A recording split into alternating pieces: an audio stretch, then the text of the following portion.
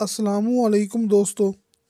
थोड़ा रकबा, थोड़ी कीमत ते ख़ास लोकेशन।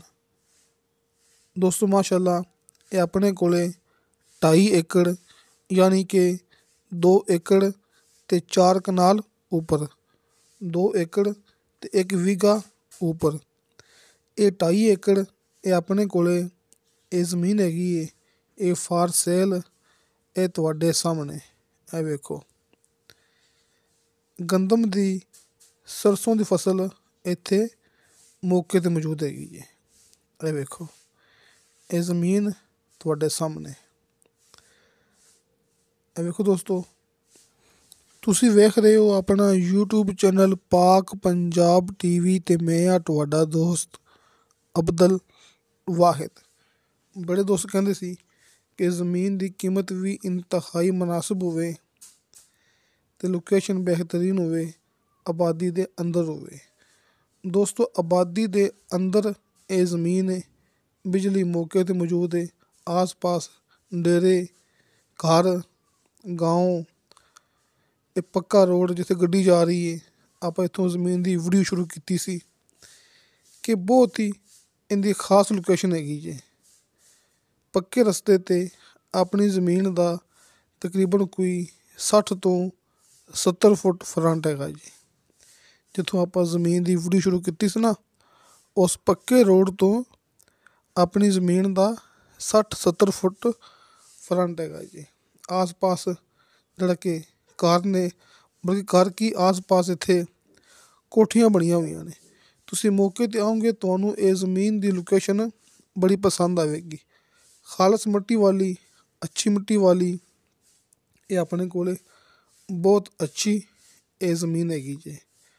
ये भरावां दे सामने दोस्तों एक मालक दी ये ज़मीन है, रजिस्ट्री इंतकाल शुदा कंप्यूटराइज अधिकार शुदा।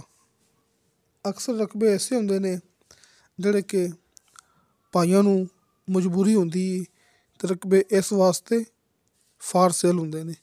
दोस्तों ये भी अपने कोले कोई ऐसा ही रकबा है जिहड़े कि अपने दोस्त नू मजबूरी हैगी है, इस वास्ते रकबा वो सेल करदे पे ने। अल्लाह ना करे कि कदे किसी मेरे दोस्त ते ऐसी मजबूरी ना आवे कि उन्होंने मजबूरी की खातर रकबा अपना सेल करना पै जावे। बहरहाल ये मजबूरी के तहत ये रकबा फार सेल है जिहड़ा कि 2.5 एकड़ है, 2 एकड़ ते 4 कनाल ऊपर, तहसीलो ज़िला चकवाल का इलाका जी। किसी भी कम वास्ते यानी कि ज़रई बागात ते खास तौर ते प्लाट की कटिंग, फार्म हाउस प्लाट की कटिंग टाउन वास्ते, इन्हां चीज़ों वास्ते रकबा बहुत खास हैगा जी। वेखो तुहानू मैं आस पास का इलाका जिहड़ा कि ना दिखांदा पिया सामने। एक घर चेक कर लो जिथे आप खड़े हाँ, ये अपनी ज़मीन हैगी जी। तुसी मौके ते आओगे तुहानू अपनी ज़मीन ते गंदम दी ते सरसों की फसल मिलेगी। नीचे दोस्तों 70 फुट ते शर्तिया मिठा पानी मिलेगा। ये सामने अपनी ज़मीन है दोस्तों, 70 फुट नीचे शर्तिया मिठा पानी ते बेशुमार पानी मिलेगा। जो भी गल्लां करदे पे हाँ उनदे विच अपनी गारंटी होंदी है। दोस्तों मैं मौके ते मौजूद हाँ, ये नहीं किसी ने गल करनी कि भाई अब्दुल वाहिद आरफ वाले दी रैशी हैगे ने। नहीं दोस्तों, आपां चकवाल मौके ते ये ज़मीन दे उपर मौजूद हैगे जी। हुण कोई ऐसी ज़मीन नहीं हैगी जिंदी वीडियो मैं मौके ते खुद बना के नहीं आंदा। हर ज़मीन दी वीडियो आपां मौके ते बनाने आ, ज़मीन दे कागज़ात चेक करने आ, मुकम्मल तसल्ली तो बाद आपां वीडियो अपलोड करने आ। तुसी किसी दे गलत कमेंट ते एतबार नहीं करना। तुसी बेफिक्र हो के मौके ते आओ ते तुहानू ये ज़मीन पसंद आवेगी। कि बाज़ टाइम कोई गल्लां ऐसियां होंदियां ने, कोई चीज़ ऐसी होंदी है जिहड़ी आपां मूवी दे अंदर नहीं दसदे हैगे, लेकिन वो चीज़ दोस्तां नू मौके ते मिलदी हुंदी है, जिंदी वजह नाल दोस्तां नू ज़मीन होर भी अच्छी लगदी हुंदी है।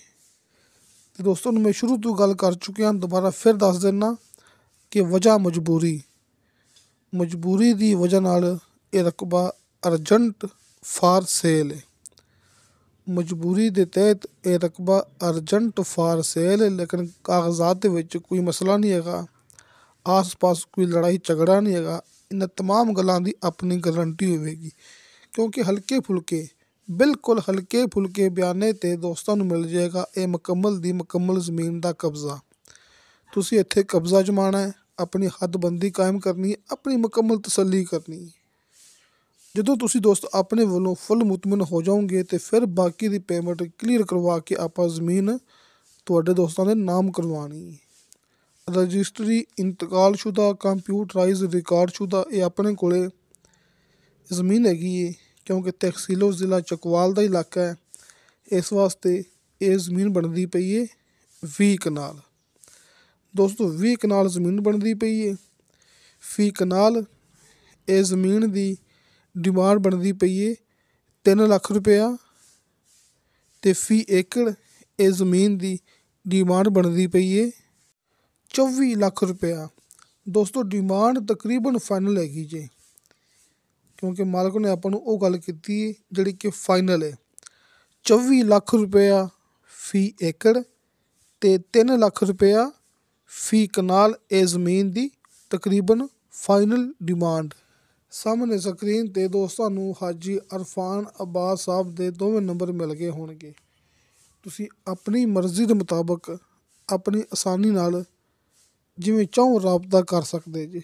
ਨੰਬਰ ਉੱਪਰ ਵਾਲਾ ਕਾਲ ਐਂਡ ਵਟਸਅਪ, ਨੰਬਰ ਨੀਚੇ ਵਾਲਾ ਸਿਰਫ ਕਾਲ 'ਤੇ। ਕਿਸੇ ਦੋਸਤ ਨੇ ਗੱਲ ਕਰਨੀ ਹੋਵੇ ਮੇਰੇ ਨਾਲ, ਦੋਸਤੋ ਮੇਰਾ ਵਟਸਅਪ ਨੰਬਰ ਲੱਗਿਆ ਹੁੰਦਾ ਹੈ ਹਰ ਮੂਵੀ ਦੀ ਡਿਸਕ੍ਰਿਪਸ਼ਨ ਦੇ ਵਿੱਚ। ਵੈਸੇ ਦੋਸਤਾਂ ਨੂੰ ਆਪਣਾ ਨੰਬਰ ਸ਼ੁਰੂ ਤੋਂ ਮਿਲ ਗਿਆ ਹੋਣਾ ਹੈ, ਲੇਕਿਨ ਸਿਰਫ ਵਟਸਅਪ ਨੰਬਰ, ਕਾਲ ਨੰਬਰ ਨਹੀਂ, ਸਿਰਫ ਵਟਸਅਪ।